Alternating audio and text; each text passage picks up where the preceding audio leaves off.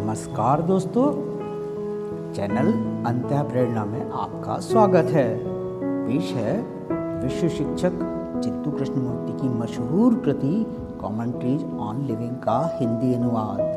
यह रचना आत्मकथा जैसी है और कुछ अलग भी। हर छोटी छोटी घटना, वातावरण जो है का अवलोकन, प्रत्येक अध्ययन चुपचाप जीवन को एक नई दृष्टि प्रदान करता है।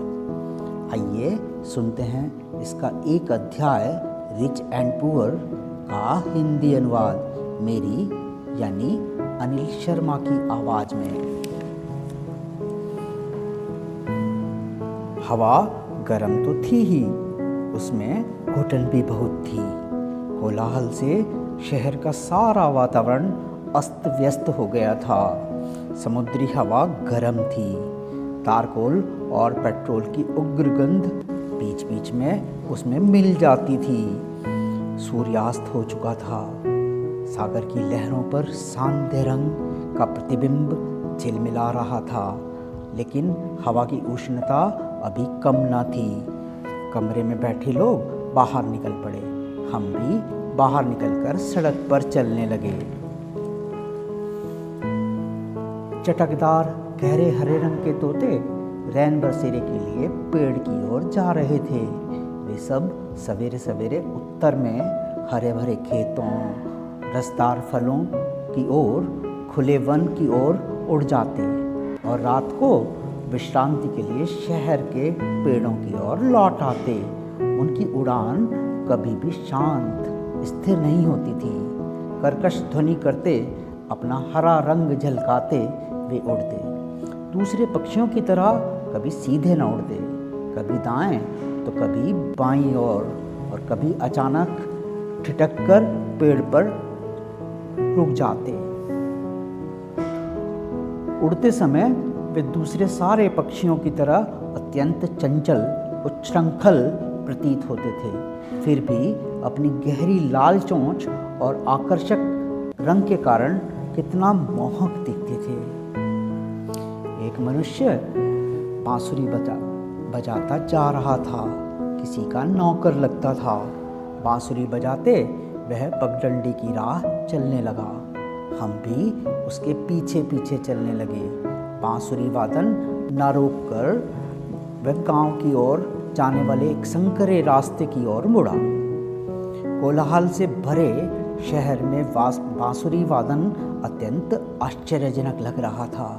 उसके मधुर स्वर अंतःकरण में गहरे बैठ रहे थे। हम बांसुरी वाले के पीछे पीछे चलते रहे। अनेक छोटे छोटे रास्तों को पार करते आखिर हम बड़े रास्ते पर आ गए। यहाँ दीपों की जगमगाहट थी। कुछ दूरी पर दिखाई दिया कि रास्ते के एक ओर पालथी मारकर बहुत से लोग बैठे हैं। बांसुरी वादक उनमें जाकर मिल गया। हम भी उनमें जाकर मिल गए। वह बांसुरी बजाने लगा।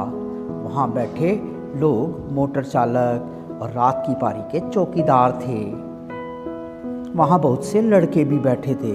दो एक कुत्ते भी थे। एक गाड़ी में लाइट जल रही थी। उसमें सुंदर वेशभूषा में एक महिला अकेली ही बैठी थी। सब और एक और गाड़ी आकर रुक गई। गाड़ी का ड्राइवर हम लोगों के बीच आकर बैठ गया। वहाँ सब लोग हंसते खेलते गपशप कर रहे थे। हाथ उठा उठा कर बोलते और हंस रहे थे। लेकिन किसी भी कारण बांसुरी वादन में व्यवधान नहीं पड़ रहा था। सर्वत्र आनंद फैल रहा था। कुछ देर बाद हम लोग वहाँ से उठ गए और समुद्र की तरफ जाने वाले रास्ते की ओर चलने लगे। उस रास्ते पर अमीरों के प्रकाश से जगमगाती कोठियाँ थीं। अमीरों के चारों ओर एक विशिष्ट प्रकार का वातावरण होता है। धनी लोग कितने ही सुसंस्कृत, परंपरावादी क्यों न हो, तो भी एक प्रकार की स्थिर और किसी को भी पास ना फटकने देने वाली दूरी उनमें दिखती ही है। उनके कठोर मन के पत्थर को फोड़ना अत्यंत कठिन है। असल में वे संपत्ति के स्वामी नहीं बल्कि दास होते हैं। संपत्ति को स्वामिनी बनने देना मृत्यु से भी अधिक भयंकर है। धनिकों का अहंकार लोक कल्याण का रूप धारण करता है। वे संपत्ति में से लोक कल्याण निधि अलग निकाल कर रख देते हैं। वे अपने को संपत्ति का निर्माता दाता समझते हैं।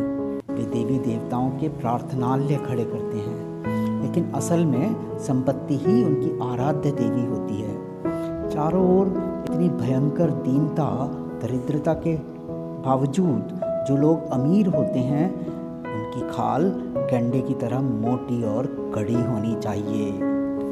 ऐसे लोगों में से कुछ लोग कभी कभी प्रश्न पूछने, चर्चा करने अथवा सत्य के शोधन के लिए आते रहते हैं। लेकिन क्या अमीर क्या गरीब, सत्य का दर्शन अत्यधिक कठिन है। हम अमीर बने, हमें सत्ता प्राप्त हो, ऐसी आकांक्षा गरीबों में भी होती है।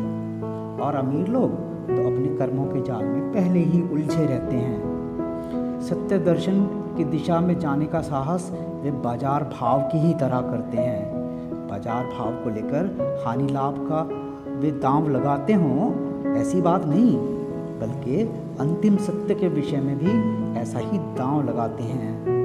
लेकिन सफल वे बाजार भाव में ही हो पाते हैं, क्योंकि उसमें उनका मन होता है, उनका हृदय शुष्क होता है। बाहरी दिखावा जितना अधिक, भीतर की दैन्यता भी उतनी ही अधिक होती है।